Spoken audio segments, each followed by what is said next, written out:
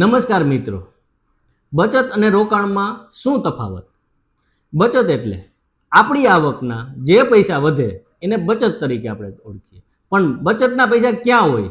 જેમ કે ઘરની તિજોરીમાં, બેંકના લોકરમાં, બેંકના સેવિંગ એકાઉન્ટમાં કે કરંટ એકાઉન્ટમાં અથવા છોકરાઓના ગલ્લામાં.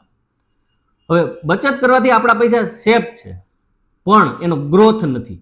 જેમ કે અત્યારે મોંઘવારીનો દર 6% પણ વધારે છે. જ્યારે 1 લાખ રૂપિયા તમે બચત કરો છો અને 5 વર્ષ સુધી તમારા પૈસા લોકરમાં કે સેવિંગ એકાઉન્ટમાં પડ્યા છે. 6%ના મોંઘવારીના દરથી 6 પંચા 30 એટલે 30,000 રૂપિયાનો વધારો થાય મોંઘવારી.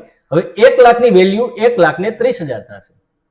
આજે જે તમને 1 લાખ રૂપિયાની વસ્તુ મળે છે તે 5 વર્ષ પછી તમને 1,30,000 ની મળશે. પણ તમારા પૈસા 1 લાખના 1 લાખ જ છે તો તમને 30,000 ની નુકસાની આવી. જે આજે વસ્તુ તમે લઈ શકો છો તે 5 વર્ષ પછી તમે નહીં ખરીદી શકો. હવે બચત કરતા રોકાણ કરવાથી શું ફાયદો? પહેલા તો રોકાણ કરવાના ઓપ્શન કેટલા? Bank FD, post, insurance, property, gold કે સિલ્વર, સ્ટોક માર્કેટ અને મ્યુચ્યુઅલ ફંડ. એફડી અને પોસ્ટમાં તમને 6% કે 7% રિટર્ન મળશે. તો તમારા જે મોંઘવારીનો દર 6 થી 7% જે વધી રહ્યો છે તેની સામે તમારી વેલ્યુ જળવાઈ રહેશે. જેમ કે 1 લાખ અત્યારે ઇન્વેસ્ટમેન્ટ કર્યા જેની 1,30,000 મોંઘવારી પ્રમાણે વેલ્યુ થાય છે તો એફડી અને પોસ્ટમાં પણ તમારી વેલ્યુ એટલી થઈ જશે જેથી કરીને તમારો પૈસા સેફ છે અને પૈસાનો ગ્રોથ પણ એટલો નથી જે મોંઘવારી સાથે બરોબરી કરે છે. તો એનાથી વધારે રિટર્ન મળવા માટે કયા ઓપ્શન છે? એક છે પ્રોપર્ટી.